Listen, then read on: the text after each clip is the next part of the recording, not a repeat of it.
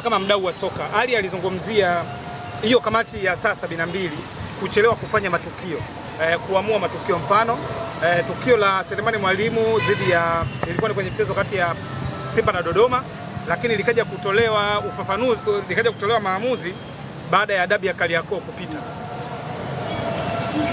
kwamba wao wana mashaka kwa nini kamati ya saa 72 imekuwa kwenye baadhi ya matukio ambayo yanawaamua wao, inakuwa ngumu sana kufanyika uamuzi. Serikali yetu ina pillars 3. Sawa, ina pillars ngapi? 3. Simene, kuna head of state ambayo inaongozwa na President Mama Samia Suluhu Hassan, si ndio? Kuna parliament, sawa, ambayo inaongozwa na speaker wa bunge Hassan Zungu, si ndio? Alafu kuna judicial ambayo inaongozwa na yule mwamba jaji mkuu, si ndio? Pillars ya 4 ni Simba na Yanga. Si umeelewa? Yaani Simba na Yanga ndio muhimili wa, kama ingelikuwa Simba, yani baada ya lile tukio la Mwalimu, mechi inayofuata Prison na Simba, hukumu ingetoka.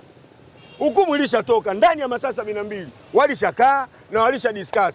Delay ya hukumu uwezi kwenye dabi. Leo mfano waambiwa Sulemani Mwalimu hayupo. So Simba washamrudisha. Si umeelewa? Alafu na Mwalimu naye unamfungia.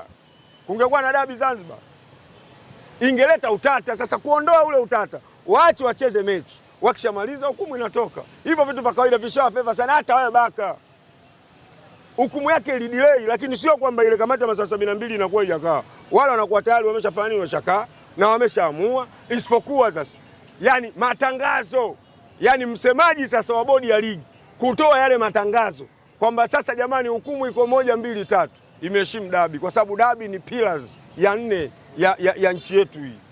Yani ukiondoa hizo pillars